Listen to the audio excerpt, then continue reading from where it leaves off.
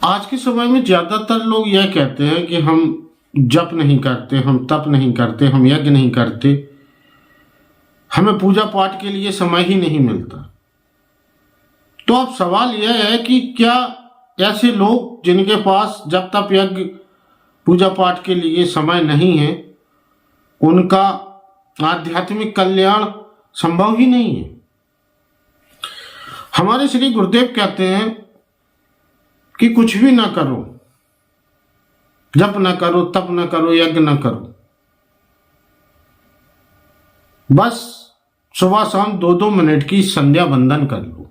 अगर संध्या वंदन को समझकर कर लिया तो वही यज्ञ है, वही जप है, वही तप है, वही पूजा पाठ। स्मृति परंपरा में एक श्लोक आता है, संध्याहीनो असुचिर नित्यम अनहा सर्व कर्मशु। भावार्थ, जो व्यक्ति संध्या वंदन नहीं करता वह व्यक्ति अंदर से हमेशा असंतुलित रहता है और वो किसी भी कर्म के योग्य नहीं माना जाता। अब जरा इसे ध्यान से समझिए।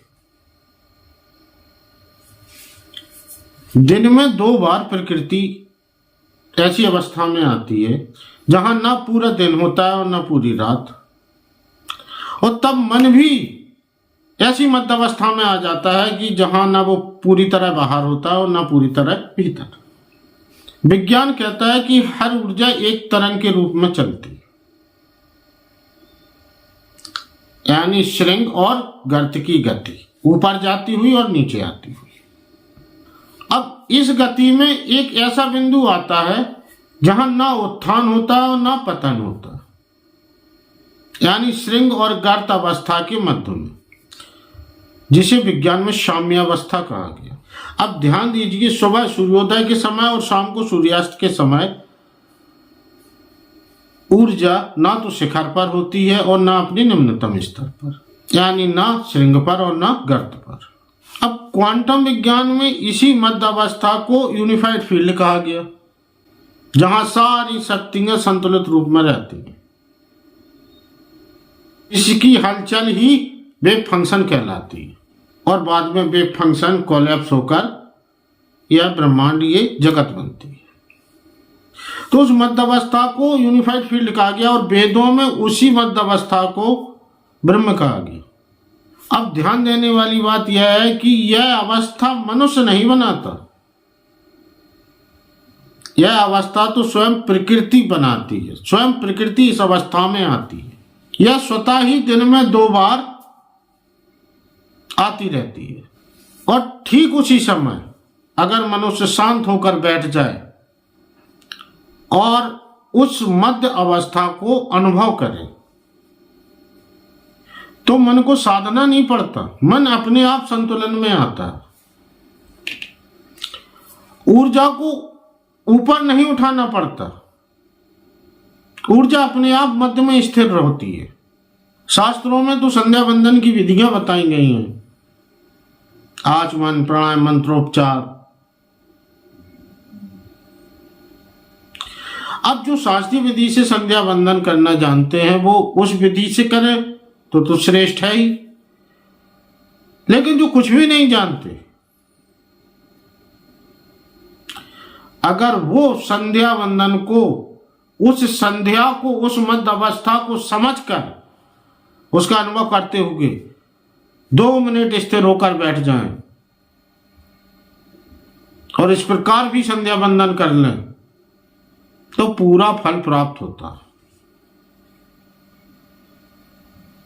संध्या वंदन का सबसे बड़ा महत्व यही है।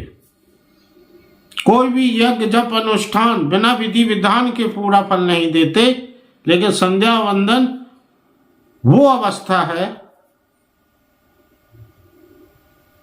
जिसमें आप कुछ भी ना करें, सिर्फ शांत होकर बैठ जाएं और उस मध्य अवस्था का अनुभव करते हैं तो पूरा फल प्राप्त होता है संध्या वंदन का।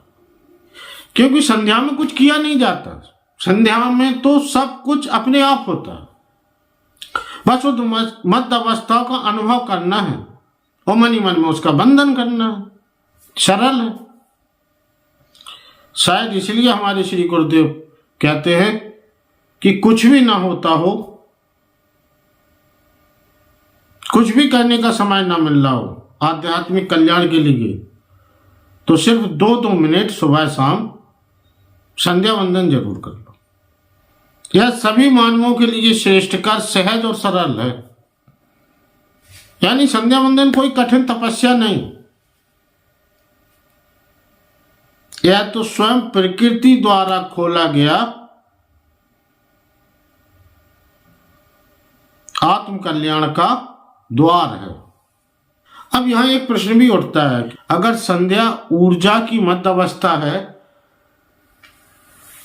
तो दिन के समय पर जब सूर्य अपने उच्चतम शिखर पे होता है तो ये तीसरा संध्या वंदन क्यों? वेदों ने तीसरा संध्या वंदन क्यों बताया? इसका कारण भी वैज्ञानिक है। जब सूर्य अपने उच्चतम शिखर पर होता है तो इसका मतलब है कि ऊर्जा अपने उच्चतम शिखर पर है, यानी ऊर्जा की तरंग अपने श्रृंग के उच्चतम शिखर पर है।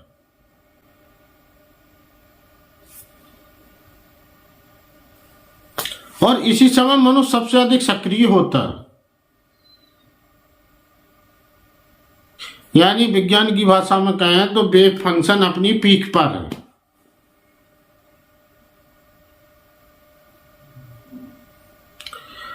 और वेव फंक्शन की यही पीक मानव मन के लिए एक बड़ा खतरा बनने लगती है, अहंकार का खतरा,